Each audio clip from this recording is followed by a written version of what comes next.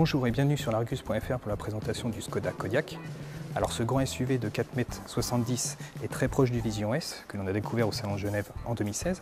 Alors son style donne une impression de robustesse et de qualité et c'est quelque chose qu'on le retrouvera sur les prochains SUV de la marque et notamment le futur Yeti. Et quelques éléments seront reconnaissables comme la calandre à double barrette, les phares à double étage mais aussi les arches de roue un peu rectangulaires.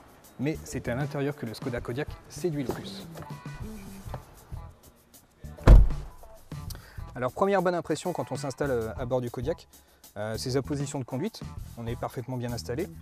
On a également affaire à une planche de bord plutôt bien faite, bien construite, bien finie, avec un style assez robuste comme on peut retrouver à l'extérieur du véhicule.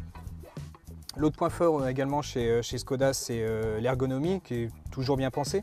Donc ici on a un écran tactile de 9,2 pouces, on a les commandes de climatisation qui sont regroupées aussi. Et on a également beaucoup de rangements à l'intérieur, donc ça c'est quand même très pratique. On a une double boîte à gants, donc une partie supérieure, une partie inférieure. On a également des rangements entre les sièges, de grands bacs de portière.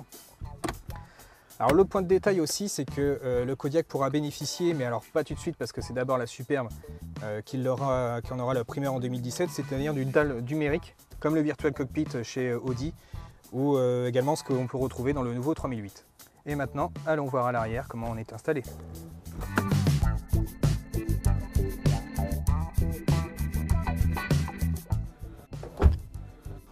Alors à l'arrière également, on est très bien installé. Il y a beaucoup de place pour les jambes. Également une garde au toit qui est très bonne, de la largeur.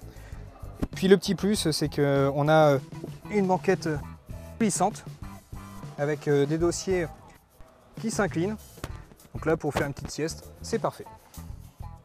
En revanche, au troisième rang, il sera assez difficile de s'endormir parce qu'on manque vraiment d'espace, en tout cas pour des adultes. L'espace aux jambes est assez réduit, la largeur également, et puis on est assis beaucoup trop bas. Donc ces deux sièges d'appoint pourraient convenir à des enfants, mais pas à des adultes. De toute façon, Skoda le proposera en option. Alors en plus d'offrir beaucoup de place pour les passagers, le Kodiaq a aussi un autre atout, celui d'avoir un coffre très généreux, puisqu'il peut atteindre jusqu'à 2065 litres en configuration 2 places. Alors sur ce point, les Renault Koleos et Nissan X-Trail sont battus. Le Kodiaq sera commercialisé à partir de mars 2017.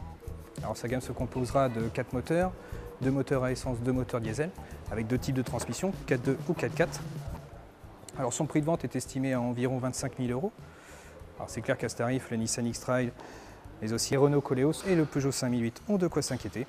Alors en attendant les premiers essais en novembre, rendez-vous sur les réseaux sociaux et sur l'Argus.fr.